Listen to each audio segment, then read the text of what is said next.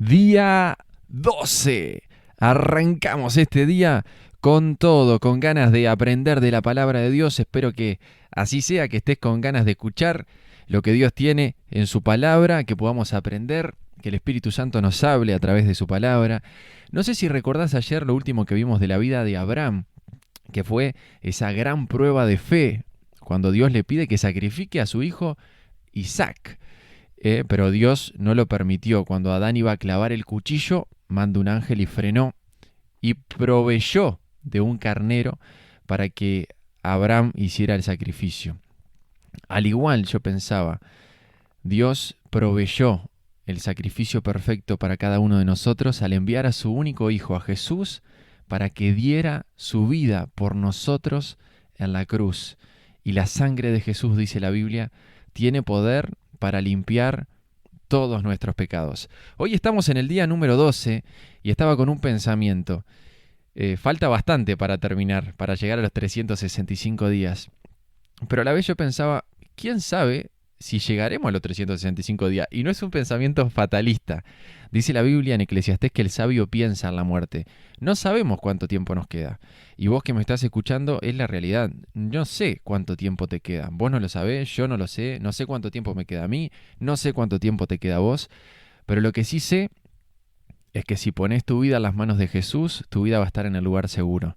Y no hay que tenerle miedo a la muerte ni a lo que vaya a pasar para adelante. No sabemos cuánto tiempo nos queda. Pero con Jesús, estando acá en la tierra o estando del otro lado de la muerte, estamos en el lugar seguro. Así que quiero animarte a que sea hoy el día el que le entregues tu vida a Jesús, ponga su vida en tus manos, le digas, Señor, te entrego mi corazón, Jesús, entra en mi vida, Espíritu de Dios, sálvame, dame vida. Es la mejor decisión que podés hacer. Y si lo haces de corazón, Jesús te va a salvar, Jesús te va a perdonar. Vamos a seguir leyendo la Biblia. Arrancamos con Génesis capítulo 23. Un momento triste. Muere la esposa de Abraham, muere Sara. Arranca y dice así. A la edad de 127 años, Sara murió en Kiriat Arabá.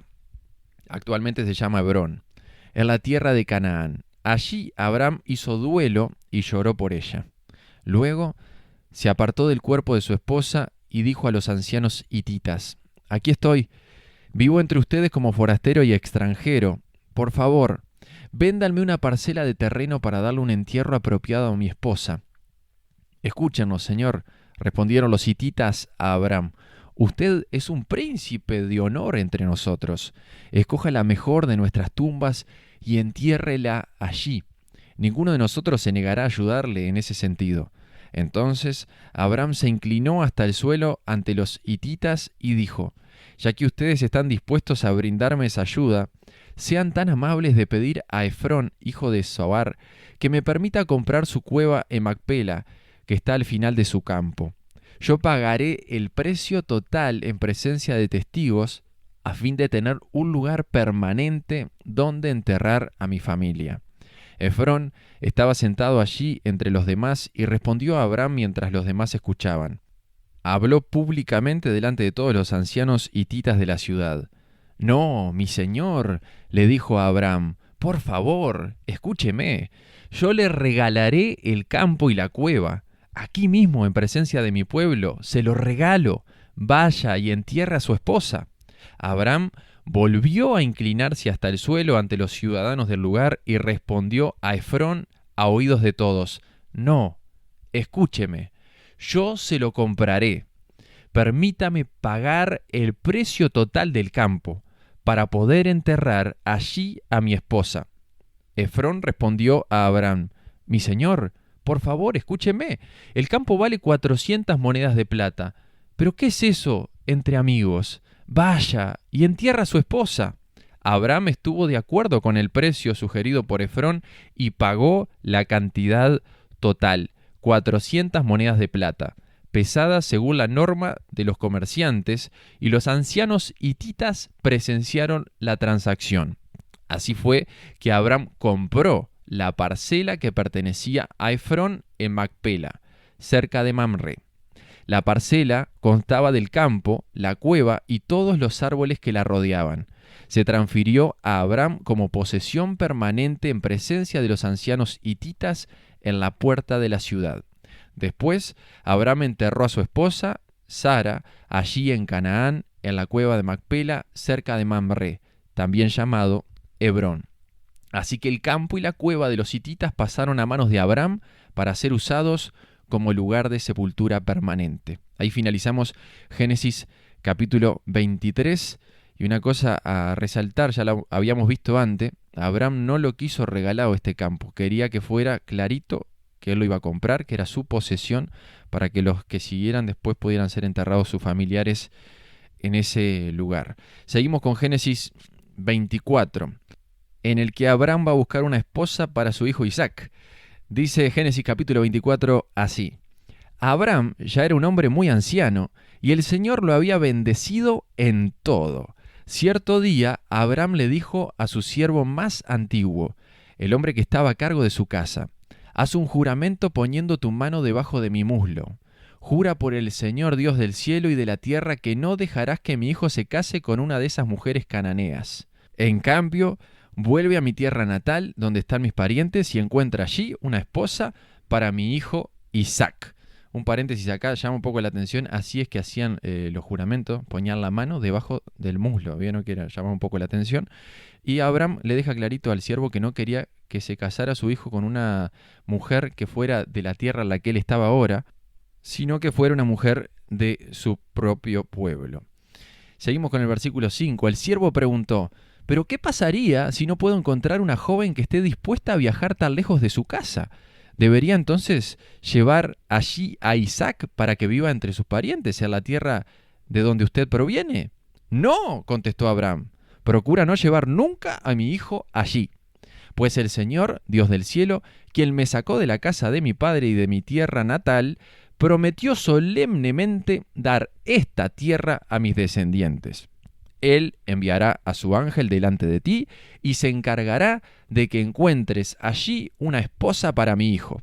Si ella no está dispuesta a regresar contigo, entonces quedarás libre de este juramento que haces conmigo, pero bajo ninguna circunstancia llevarás a mi hijo allí. Entonces el siervo hizo un juramento poniendo su mano debajo del muslo de su señor Abram y juró seguir sus instrucciones. Después tomó 10 de los camellos de Abram y los cargó con toda clase de regalos valiosos de parte de su señor y viajó hasta la lejana tierra de Aram Naharaim. Una vez allí se dirigió a la ciudad donde se había establecido Nacor, hermano de Abram. Hizo que los camellos se arrodillaran junto a un pozo justo a las afueras de la ciudad. Era la caída de la tarde y las mujeres salían a sacar agua. ¡Oh Señor, Dios de mi amo Abram!, oró. Te ruego que hoy me des éxito y muestres amor inagotable a mi amo, Abram. Aquí me encuentro, junto a este manantial, y las jóvenes de la ciudad vienen a sacar agua. Mi petición es la siguiente. Yo le diré a una de ellas: por favor, deme de beber de su cántaro. Si ella dice: sí, beba usted, y también daré de beber a sus camellos, que sea ella la que has elegido como esposa para Isaac. De esa forma sabré que has mostrado amor inagotable a mi amo. Entonces, antes de terminar su oración, vio a una joven llamada Rebeca, que salía con su cántaro al hombro. Ella era hija de Betuel, quien era hijo de Nacor, hermano de Abram, y de Milca, su esposa. Rebeca era muy hermosa y tenía edad suficiente para estar casada, pero aún era virgen. Ella descendió hasta el manantial, llenó su cántaro y volvió a subir. Entonces el siervo corrió hasta alcanzarla y le dijo: por favor, deme de beber un poco de agua de su cántaro. Sí, mi señor, beba, respondió ella. Enseguida bajó su cántaro del hombro y le dio de beber. Después de darle de beber, dijo: también sacaré agua para sus camellos y les daré de beber hasta que se sacien. Así que, de inmediato, vació su cántaro en el bebedero y volvió corriendo al pozo a sacar agua para todos los camellos. El siervo la observaba en silencio, mientras se preguntaba si el Señor le había dado éxito en la misión.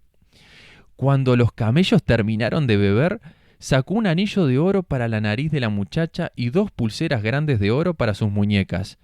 ¿De quién es hija usted?, le preguntó. Y dígame, por favor, ¿tendría su padre algún lugar para hospedarnos esta noche? Soy hija de Betuel, contestó ella, y mis abuelos son Nacor y Milca. Sí, tenemos más que suficiente paja y alimento para los camellos, y también tenemos lugar para huéspedes. El hombre se inclinó hasta el suelo y adoró al Señor. ¡Alabado sea el Señor! Dios de mi amo, Abraham, dijo.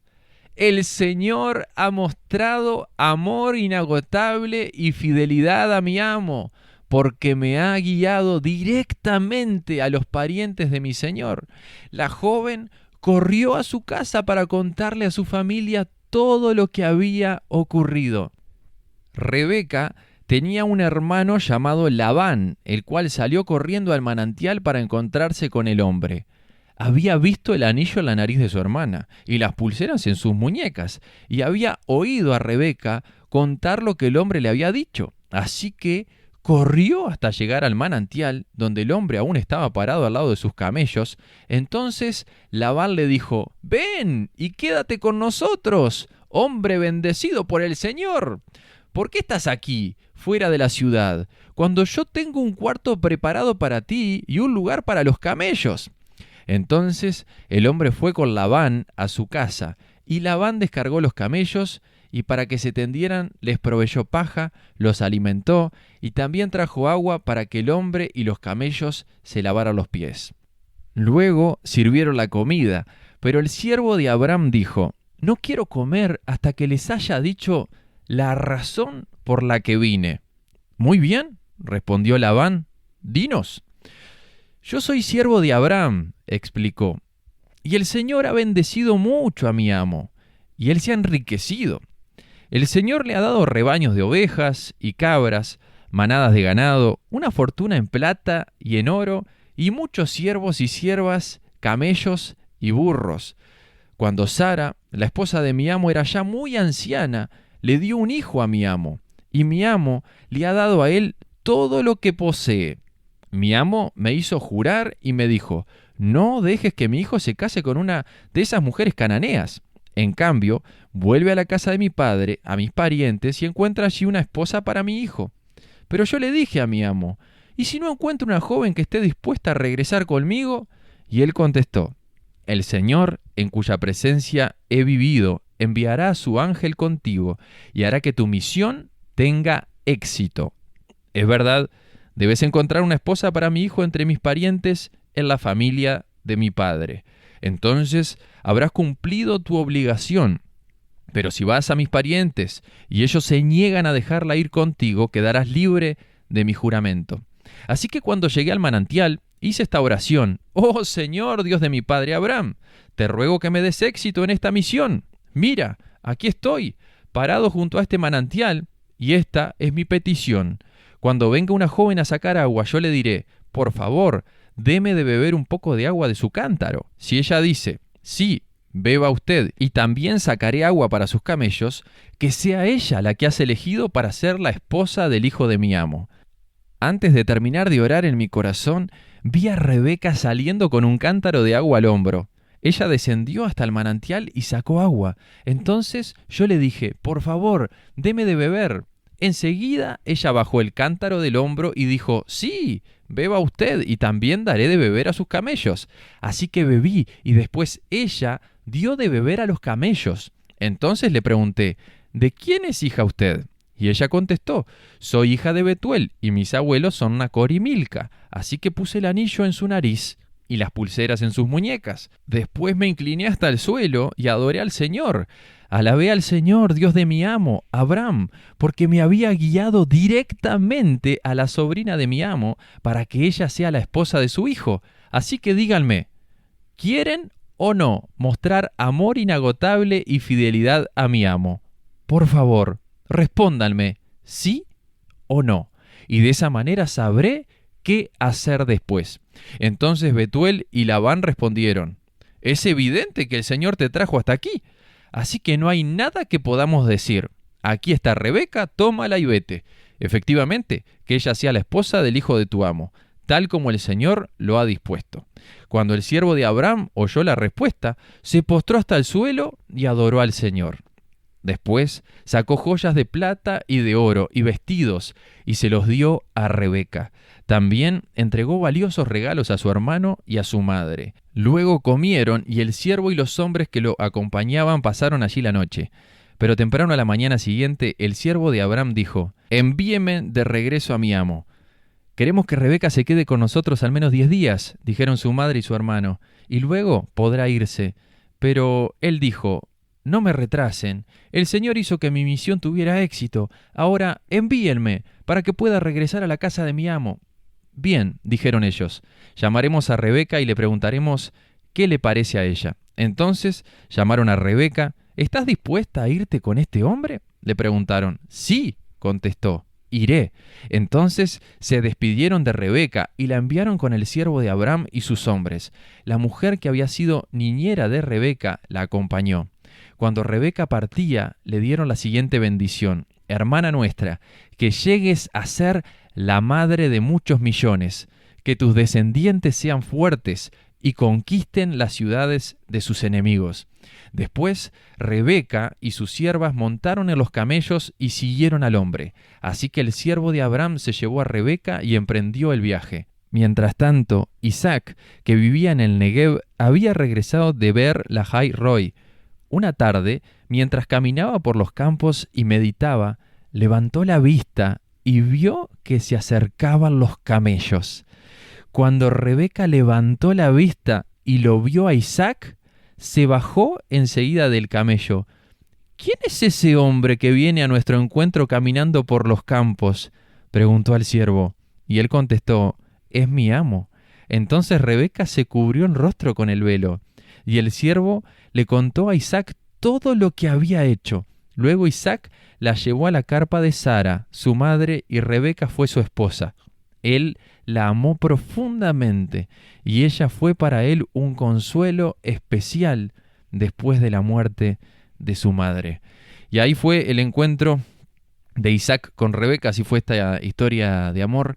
Y resalto algo ahí que decía en el final, que este matrimonio con Rebeca para Isaac fue un consuelo después de la muerte de su madre. Dios nos consuela cuando parte un familiar, un ser querido, pero a la vez Dios también nos permite acercarnos a personas. Necesitamos estar cerca de personas que son de consuelo para nosotros.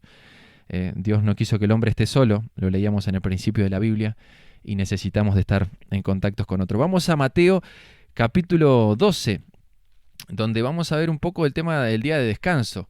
El día de descanso Dios lo había establecido. Recuerdan, en la creación la hizo en 7 días y el séptimo día Dios descansó, y así lo estableció, que se podía trabajar 6 días, pero había un día que había que descansar, que era un día para estar quieto, para adorar a Dios, para no estar en locura. Pero los religiosos de la época de Jesús, los fariseos, se les había ido la mano con el tema del descanso, del día de descanso, con algunas leyes. Entonces Jesús, que fue un revolucionario, chocó en algunos conceptos que estaban errados, y vamos a ver un poco de eso. Mateo capítulo 12 dice así: por ese tiempo Jesús caminaba en el día de descanso por unos terrenos sembrados. Sus discípulos tenían hambre. Entonces comenzaron a arrancar unas espigas de grano y a comérselas. Algunos fariseos lo vieron y protestaron: «Mira, tus discípulos violan la ley al cosechar granos en el día de descanso». Jesús les dijo: ¿no han leído en las Escrituras lo que hizo David cuando él y sus compañeros tuvieron hambre? Entró en la casa de Dios y él y sus compañeros violaron la ley al comer los panes sagrados que solo a los sacerdotes se les permitía comer. ¿Y no han leído la ley de Moisés, que los sacerdotes de turno en el templo pueden trabajar en el día de descanso? Les digo, Aquí hay uno que es superior al templo. Ustedes no habrían condenado a mis discípulos, quienes son inocentes, si conocieran el significado de la Escritura que dice: quiero que tengan compasión, no que ofrezcan sacrificios, pues el Hijo del Hombre es Señor incluso del día de descanso. Luego Jesús entró en la sinagoga de ellos, y allí vio a un hombre que tenía una mano deforme. Los fariseos le preguntaron a Jesús: ¿permite la ley que una persona trabaje sanando en el día de descanso? Esperaban que él dijera que sí para poder levantar cargos en su contra. Él les respondió: si tuvieran una oveja y ésta cayera en un pozo de agua en el día de descanso, ¿no trabajarían para sacarla de allí? Por supuesto que lo harían. ¿Y cuánto más valiosa es una persona que una oveja? Así es, la ley permite que una persona haga el bien en el día de descanso. Después le dijo al hombre: extiende la mano. Entonces el hombre la extendió y la mano quedó restaurada, igual que la otra. Entonces los fariseos convocaron a una reunión para tramar cómo matar a Jesús. Pero Jesús sabía lo que ellos tenían en mente. Entonces salió de esa región y mucha gente lo siguió. Sanó a todos los enfermos de esa multitud, pero les advirtió que no revelaran quién era él. Con eso se cumplió la profecía de Isaías acerca de él. Miren a mi siervo, al que he elegido. Él es mi amado, quien me complace. Pondré mi espíritu sobre él y proclamará justicia a las naciones. No peleará ni gritará, ni levantará su voz en público. No aplastará la caña más débil ni apagará una vela que titila. Al final hará que la justicia salga victoriosa y su nombre será la esperanza de todo el mundo. Luego le llevaron a Jesús, a un hombre ciego y mudo que estaba poseído por un demonio. Jesús sanó al hombre para que pudiera hablar y ver. La multitud quedó llena de asombro y preguntaba: ¿será posible que Jesús sea el hijo de David, el Mesías? Pero cuando los fariseos oyeron del milagro, dijeron: con razón puede expulsar demonios. Él recibe su poder de Satanás, el príncipe de los demonios. Jesús conocía sus pensamientos y les contestó: todo reino dividido por una guerra civil está condenado al fracaso. Una ciudad o una familia dividida por peleas se desintegrará. Si Satanás expulsa a Satanás, está dividido y pelea contra sí mismo. Su propio reino no sobrevivirá. Entonces, si mi poder proviene de Satanás, ¿qué me dicen de sus propios exorcistas, quienes también expulsan demonios? Así que ellos los condenarán a ustedes por lo que acaban de decir. Sin embargo, si yo expulso a los demonios por el Espíritu de Dios, entonces el reino de Dios ha llegado y está entre ustedes. Pues ¿quién tiene suficiente poder para entrar en la casa de un hombre fuerte y saquear sus bienes? Solo alguien aún más fuerte, alguien que pudiera atarlo y después saquear su casa. El que no está conmigo, a mí se opone, y el que no trabaja conmigo, en realidad, trabaja en mi contra. Por eso les digo, cualquier pecado y blasfemia pueden ser perdonados, excepto la blasfemia contra el Espíritu Santo, que jamás será perdonada. El que hable en contra del Hijo del Hombre puede ser perdonado, pero el que hable contra el Espíritu Santo jamás será perdonado, ya sea en este mundo o en el que vendrá. A un árbol se lo identifica por su fruto. Si el árbol es bueno, su fruto será bueno. Si el árbol es malo, su fruto será malo. ¡Camada de víboras! ¿Cómo podrían hombres malvados como ustedes hablar de lo que es bueno y correcto? Pues lo que está en el corazón determina lo que uno dice. Una persona buena produce cosas buenas del tesoro de su buen corazón, y una persona mala produce cosas malas del tesoro de su mal corazón.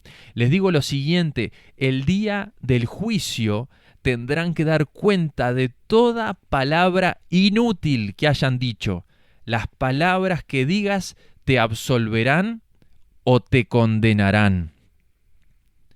Un día, algunos maestros de la ley religiosa y algunos fariseos se acercaron a Jesús y le dijeron: Maestro, queremos que nos muestres alguna señal milagrosa para probar tu autoridad. Jesús les respondió: Solo una generación maligna y adúltera exigiría una señal milagrosa, pero la única que les daré será la señal del profeta Jonás. Así como Jonás estuvo en el vientre del gran pez durante 3 días y 3 noches, el Hijo del Hombre estará en el corazón de la tierra durante 3 días y 3 noches.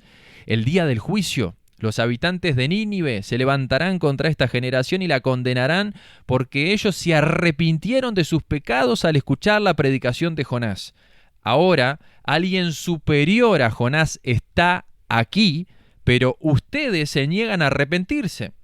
La reina de Saba también se levantará contra esta generación el día del juicio y la condenará, porque vino de una tierra lejana para oír la sabiduría de Salomón. Ahora alguien superior a Salomón está aquí, pero ustedes se niegan a escuchar. Cuando un espíritu maligno sale de una persona, va al desierto en busca de descanso, pero no lo encuentra. Entonces dice: volveré a la persona de la cual salí. De modo que regresa y encuentra su antigua casa vacía, barrida y en orden. Entonces el espíritu busca otros 7 espíritus más malignos que él, y todos entran en la persona y viven allí. Entonces esa persona queda peor que antes. Eso es lo que le ocurrirá a esta generación maligna. Mientras Jesús hablaba a la multitud, su madre y sus hermanos estaban afuera y pedían hablar con él. Alguien le dijo a Jesús: tu madre y tus hermanos están parados afuera y desean hablar contigo. Jesús preguntó: ¿quién es mi madre? ¿Quiénes son mis hermanos? Luego señaló a sus discípulos y dijo: miren, estos son mi madre y mis hermanos, pues todo el que hace la voluntad de mi Padre que está en el cielo es mi hermano y mi hermana y mi madre. Y ahí finalizamos con Mateo capítulo 12, final fuerte, el que acabamos de leer.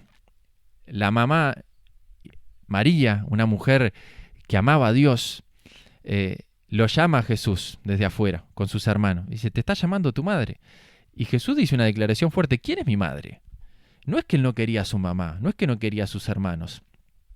Pero Jesús estaba ahora comenzando el ministerio público, y los hermanos tenían que entender, y su mamá, María, tenía que entender que ella ahora no estaba actuando como su hijo, como si cuando era chico se sujetó a su mamá y a su papá José, sino que ahora él estaba llevando adelante el ministerio como hijo de Dios. Y María tenía que entender que ella también tenía que sujetarse a Jesús como el Rey del universo. Esa fue en parte la enseñanza que les dejó, porque imagínense lo que recibe María cuando escucha: dice Jesús, ¿quién es mi madre? ¿Quiénes son mis hermanos? Son los que hacen la voluntad de Dios. Entonces María, yo creo que recibió el mensaje clarito y dijo: claro, yo también tengo que empezar a sujetarme a Jesús porque Él es mi Señor. También dijeron eso los hermanos. Jesús es el Rey del universo, el único Salvador, el único mediador entre Dios y los hombres. Solo en Jesús hay vida, solo en Jesús hay esperanza. Nos reencontramos mañana para seguir aprendiendo de la palabra de Dios. Te mando un abrazo grande. Dios te bendiga.